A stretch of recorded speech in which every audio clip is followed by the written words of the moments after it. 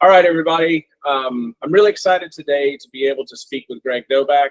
My name is Henry Melendi. I'm the founder of eProduct Mine and Solar Savings USA. Many of you guys know me. I'm introducing here Greg Doback, and for those of you that have been clued into our TCPA one-to-one compliance conversation that is going into effect in January of 2025, Greg has got a lot of knowledge that he's going to kind of drop for us here today on the topic. Specifically, Greg is the founder and owner of Standard Information and the SIPBAC protocol, which he's going to explain a little bit more as we get going with this. But really what this is about, what does it look like to have TCPA compliance one-to-one at scale? Okay, so Greg, thank you so much for being here. I appreciate your presence as always. Yeah, thanks for having me. It's always a pleasure to be on and talking about things, and it's definitely a busy time with the FCC changes kind of coming down the pipeline. Everybody need to be getting ready, but I think today will be really exciting to go through things because a lot of times it's been, really high level talks, but today we actually get to go into the software, sit back, and the solution is live on Standard Information, our ping post platform. So we can actually go into practical things today. It's not just a high level, it's how do you set this up? How do you implement this on your website? How do you sell one-to-one compliant leads today? And I think that's going to be really helpful for a lot of people. Yeah, I mean, this is timely because I can tell you right now, about a month and a half ago, I wasn't having so many conversations. As you know, I speak with business owners every single day, concerned about leads, wanting to understand what it takes to transition over into the new way of doing things in January. More and more of those conversations are happening now. Really, now is the time to really take a good hard look at this, not to wait until January. And today you're going to show us behind the scenes an actual practical application of how this stuff is set up, which is really exciting. But let's start at a high level real quick, just to get people up to speed relative to, sure. There's been some major changes in the way TCPA compliance is viewed with one-to-one opt-in. If you could just give us a synopsis, if you wouldn't mind. Now, I would point out that you are an attorney, right? So that is, it's great to hear from somebody on the legal side of this because you've been studying this for quite some time and developing protocol and developing systems to enable those individuals that are in the lead gen game to be able to be compliant, right? So if you could give us an overview, if you will, about what is this? What is the one-to-one compliance? Why is it a big deal? If you could take a minute. Sure. So, yeah, like you said, we've been at the kind of the crux of this for a while. And so when this came out this last year, we've been preparing, a lot of stuff in place. But, at its core, FCC one-to-one is a change with the FCC. So the FCC regulates basically anybody who's doing any kind of telecommunications, telemarketing, anybody who's calling anybody. So that's the agency that controls that. What the FCC has done is they've made a modification to TCPA law. And basically they've said that for TCPA to be, for a consumer to have validly opted in under TCPA, they must have given one-to-one consent. And what they mean by that is when the opt-in happens, so when someone's filling out a form filling out a website inquiry, that the entity that is going to be calling the consumer is the one that's listed on the website. And so, if you're doing direct marketing, so if you are, Bob at Bob the Builders, and you list Bob the Builder on your own website, then there's no real big change here. But the big change comes into place for basically marketing companies, people who have, who have brands who are marketing and then have a bunch of different clients, especially on Ping Post, where, it's an auction-based system. You're selling the lead to, potentially, a bunch of like a single buyer, but it could be, you can have a whole client list on the back end there where you're running an auction, figuring out who the right buyer is. And so it's a fairly large change in terms of now that you need, as the consumer is filling out the form, to list that end buyer who will be contacting them. And that is where kind of all the tricky stuff comes into place because that's not necessarily known until you're ready to sell the lead. And so, yeah, I'm kind of getting into like the kind of the guts of it and how it works in practice. But yeah, I mean, up front, you're just going to see like basically we're dynamically inserting that entity name on the lead page. Yeah, which is a major difference. And just to back up for a second, you and I live in the ping tree, ping post world. I mean, you developed SIO, and that is standard information. Mhm. As you know, we have our own internal ping tree for the purpose of supplying lead flow to our direct buyers in the solar vertical and other verticals, as well as, we consult with operations, marketing agencies, and sales organizations to implement the same system. And we hang our hat on your system. The reason we do that is simply because you guys have this one-to-one protocol and this process built into SIO. But as I understand, the SIPback protocol, which is a protocol that is kind of built in, is, it is available for those outside of SIO. Yep. There is a process for basically attaching that protocol to various landing pages in order to achieve a one-to-one opt-in. That's what you're going to show us here in a moment, right? But the way that TCPA compliance right now, and if you guys have ever out there, if you've gone to a landing page and you kind of dug a little deeper, you'll see a major list of marketing partners, right? Sometimes they're hundreds of thousands or whatever long, etc. Right now, TCPA compliance says that you can simply opt into that, and whoever is generating that lead can sell it to multiple buyers, right? And that is what we're talking about that is changing here. This is a one. Exactly.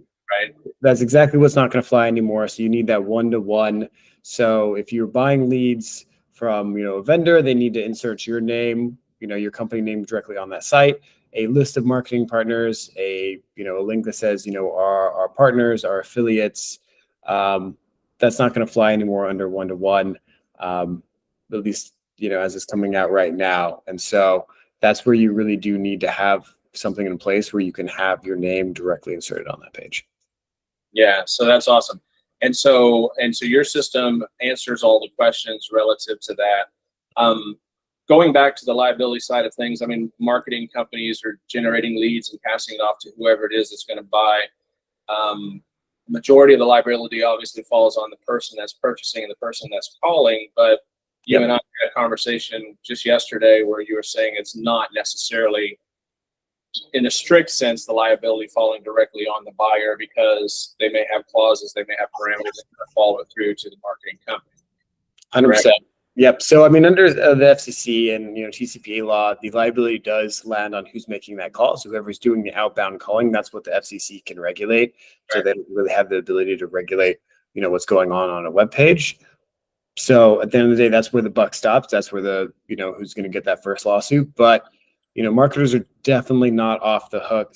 Almost everybody has signed, some sort of indemnity agreement. There's some sort of, attachment there. And so you will definitely see, if clients are getting sued under TCPA law, they're for sure going to be dragging in their marketing partners. Those indemnities are going to drag in everybody along the chain. And so just because you're not, if you're involved in this at all, there's going to be some exposure. Awesome. So really the point to be made is really like if you're in the business of buying leads for sales, right? You really need to know who your marketing partner is, and you need to make sure and ensure that they have, the pieces in place, right, in order to be able to acquire a one-to-one opt-in. So this conversation is really not just for the buyer. This conversation really is also for the marketer in a lot of ways. So I just wanted to give a little bit of overview and succinctly kind of bring it around full circle for those of us that are maybe not so close to this in understanding. But you're going to take a moment now to kind of show us how this process works in real time and what you put together and how we can achieve a dynamic one-to-one opt-in at scale. And I will say that because there is, I've heard here and there where people have questioned the ping tree, the ping post environment as to, in the way that it's currently operated. A lot of times you don't necessarily know who the end buyer is. The end buyer is whoever's returning the best bid or whoever is looking for that recipient of the lead. That is, that's misinformation. At the end of the day, the ping post environment operating in this form, I mean, it's actually even more valuable now because we have the ability to, at scale, provide one-to-one opt-in. Am I right in saying that? Yep. I mean, I think Ping Post is definitely here to stay, and if anything is growing, I mean, the market's only getting more dynamic and more diverse, and so you see people are coming in. There's major advantages to using Ping Post. You can have your whole buyer list loaded in. If you're generating leads and one of your buyers drops off, it's not like your whole operation goes down. You can route those to the highest bidder, the buyer that you want to get volume. You can do a lot of cool things, and you can track everything. So I think we're well past the days of agencies just being able to take a cut of ad spend, run it to a generic landing page that has the end buyer on it, and do it that way. I think that most companies are getting a lot more sophisticated with it. Awesome. And you layer on the fact that one-to-one is now, operating inside of your system. So can you take a few minutes and just walk us through how it works, man? Because I'm really curious, for the rest of the folks that are watching this, that are interested to check it out. Awesome. So, like I said, there's a lot of stuff that's actually gone into it, but fortunately, it's already out. It's in the Ping Post platform. So we're going to go through today. It's going to be a practical guide, and we're going to show you how to set up a one-to-one campaign, how you can modify your landing pages to get this to work, and then how you can get this up and running as a buyer. Unfortunately, it's actually very easy. So the hard part is already kind of taken care of. So we'll just jump right into it. And then actually, before we do, just so we're all on the same page, I do have this is what's changing. Sometimes it's helpful to see a visual representation. So you can see here, as you're going through, you have this normal TCPA disclosure text that goes here right before you finish submitting a form. And it usually says something like this, partners, affiliates, and their matched companies. And that has been basically how, quote comparison sites, any of these sites have been operating so far.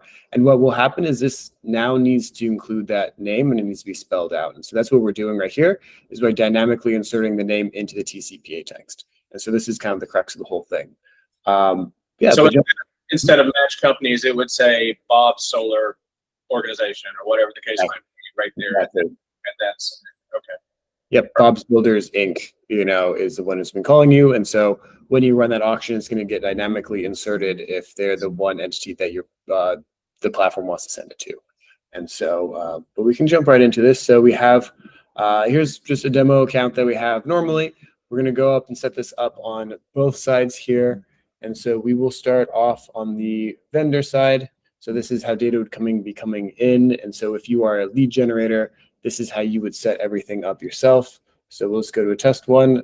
Fortunately, again, this is also very simple to set up in the platform. And so you're going to go ahead and create your campaign. We have this new sitback. So sitback is actually the protocol that we're using. So it's something that we've came up, but it's open source, free to use. We've, given it to, competitors, anybody who wants to use it, they can up and run it. And basically it's a standard. So it is a way for everybody in the industry to both send the data, so they can send sitback certified pings through the system, and then you can insert the buyer name. It'll show up on the landing page in a standard way, and then you can send that back where also the buyer name doesn't have to be shared plain text if you don't want it to. And then really cool feature about it at the end, this is really helpful for buyers, is for free, they can then check the status of the one-to-one consent, whether or not their entity was shown before buying it. And so they have ability to actually see before they purchase that lead, hey, was Bob Builders Inc. actually the one displayed and checked on the website? If not, we don't want it because we can't call it. And so there's some big advantages there. And so, so it's built in here. So if you want it as a vendor to make your website one-to-one compatible, you would create a sitback campaign. And we just scroll down here. And so what we've done is we've done most of the heavy lifting for you here. And so we have 2 scripts that just need to be installed on the lead generation page. They can use their existing landing page pretty much as is. And what it's going to do is it's going to generate that sitback URL so we can pass it through. And then the second element is going to be the one that calls down the names and displays it on the page. And so we generate this for you right in the platform. So you can just pull it in, add it to your landing page. So you can add it to your, your page here, and then it will start dynamically putting in those TCPA names for you.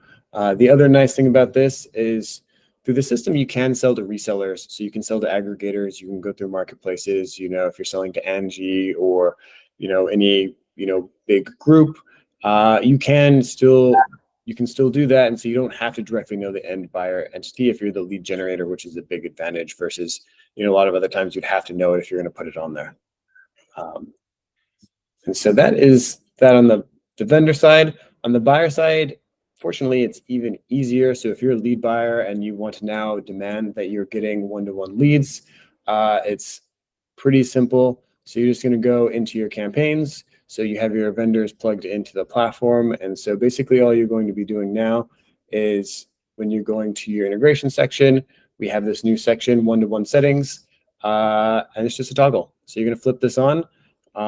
It will require that your vendors are sending one-to-one leads. And so if they're using the sit-back method, then you're all set. You're good to go. If they're using a different method, the platform does allow you to pass back plain text names, and you can also, it's basically compatible with every other way that we've seen people attempting to do it these days. So you can switch this on and use other methodologies as well. But as a buyer, it's pretty simple. You're just going to jump in here. You're going to turn this on if you want to, and then you're going to put in your name that you want displayed. And so if you are a buyer, it's pretty straightforward. And if you're in the middle of brokering, then you can use a combination of these settings as well, depending on who your end buyer is. Nice. Very nice. And so, yeah. And so from a practical standpoint, that's kind of where we sit now, where, that is the implementation of it. But people do need to start implementing this soon, because it does, take, you have to install the scripts. If you're a lead generator, you need to talk with your buyers, have these conversations and make sure that things are getting updated and you're starting to send these leads through properly. Okay, awesome. Yeah, that's a great point. I mean, what you've just shown us there is like, it's practical applications. That's how it would be set up. I mean, we were in the standard information platform, which this is built into. So if any of you guys out there are wondering, okay, I need this, how do I go ahead and initiate this and get this thing started? If you are a subscriber to standard information, this is built in. Yep. If you do not know or understand relative to the PingTree environment, PingPost environment, I mean, we here, me and my team, we're experts at transitioning organizations into the PingPost environment, and we do work directly with Greg, hang our hat on his technology. This is a big reason why, right? So for those that are watching this in the school group or any of the socials or whatever the case might be, you can simply reach out and I give a warm introduction to Greg. You can also book here on Greg's standard information. You can obviously hit the link there and schedule time with him. This is this is a relatively easy process to implement, right? But moving from an environment into PingTree and PingPost, I mean, there's some understanding that needs to take place there. Just know that if you're watching this, if you're interested, there's a lot of support on this end to kind of get you up and running into this new realm so that things can be scalable, so that things can be compliant, and you kind of move into a whole lot more control, transparency, and safety, I think, using a system like this. So with all that being said, if you're running your own operation, your own systems, I think that you should still go ahead and line up with Greg if you're interested, because sit-back protocol can be implemented as a standalone, my understanding, right? Outside of running SIO. It's just a little bit more labor intensive relative to the setup on their end. Is that correct? Yep. So like I said from the beginning, we wanted to make sure that everybody could still work with each other, that we had a way to move forward as an industry and make it as easy as possible for both vendors and buyers. So we have, if you go to sitback.com, so that's sit-back.com, we've made the standard open source, free to use. There's two setup sections. They're setting up on support platforms. So that's if you're on SIO, or I know a couple other platforms I think are going to implement Sitback. So when they do, we will actually post them on here as well. Or if you're doing the self-hosted, we have a whole overview of how you can set it up. We have a testing API that you can set up and do. It takes a little bit of time to do and get set up properly on your PingPost platform, but you can do it. We have everything here that you would need to get that set up. And so and if you have any questions or anything like that, we're also here to help as well. And so you do have multiple options to make sure that you're compliant come January 25. Right on. Greg, we're really proud to be able to have you as our technology partner, and helping us to enable our clients to be, in receipt of TCPA 101 opt-in, as well as all the assistance that you guys give us and the platform that you've built. So I can't speak enough about you and your development team and the forward thinking that you had leading up to this, to this rollout. So thank you so much for that. Again, guys, super important. Like, now is the time to be paying attention to this, because if you wait till January, you're just waiting too long, right? Now is the time to begin to understand what it takes to begin a transition into this realm, because, it's coming in January, right? So we all want to be compliant. We all want to do the best that we can, to operate within those bounds. If you have any questions, or if you want to link up with Greg in a warm, a warm introduction or what have you, reach out to me. Go to Standard Information, book time with Greg. Regardless of how you do it, just make sure that, if you're inclined to do it, go ahead and learn more about it and figure out what you can do to get your operation moving forward. Okay. Is there anything else that you wanted to say in closing at all, Greg, about, I think you did a great job. Other than now is the time to act. If you're a buyer, you should start reaching out to your vendors and asking how they're going to be compliant. If you're a vendor, you really don't want to leave it to the last moment. If you're buyers, the way I see this going is that a lot of people will leave it to the last moment. And so, if you're a vendor or you're generating leads, and then, tomorrow, two of your biggest buyers, require this, and you don't have anything in place, it's not a spot you want to be in, where you have to take your operations offline to then figure out how to get this all set up and running. And so I think now is the moment. Yeah, and I will tell you that the big buyers are asking the questions right now. It doesn't matter if it's solar, if it's insurance, or whatever vertical. Like, I hear this question all the time, and people are looking for answers. I'm proud to be able to just say, well, I know who to introduce you to, and this is the system we can move into. So Greg, let's you and I agree to have more conversation as we go in the weeks and the months upcoming. As we are right now, it's October, but there's a little bit of time, but really now is the time. But let's continue to have conversation and bring more of this, to light as we move closer to January, if you're cool with that. Because I think that it's really useful, very, very important. I can't stress the importance of it. So, I'm just excited that we are ahead of the curve. So thank you for that. Absolutely. No, it's always a pleasure working with you and your team. So I'm excited to get everybody going, and I think, everything is going to be fine, but little proactivity is definitely the way to go. And, but I think it's also a huge opportunity. So, it's not all doom and gloom, because the people who are getting ahead of this, when buyers, freak out and their legal teams are like, oh man, we really need something in place. If you're that vendor that's like, hey, I already got it, we're, don't worry about it, we'll send them to you tomorrow, then, you're going to move right to the top of that budget allocation for next quarter or next month. And you're going to make a lot of your buyers happy. And so if you're looking for an opportunity to really grow and kind of gain some traction and differentiate, I think being a first mover here is a huge opportunity. Absolutely. Get it implemented and then begin your own marketing, because you're right. People are asking about it right now, and you move right to the top of the preferred vendor list, if you have this answered. So, yeah, point taken. All right, Greg. Well, it's a pleasure, man. And let's do this again real soon. Thank you so much for your time. All right. Thanks. All right. Signing off. Take care.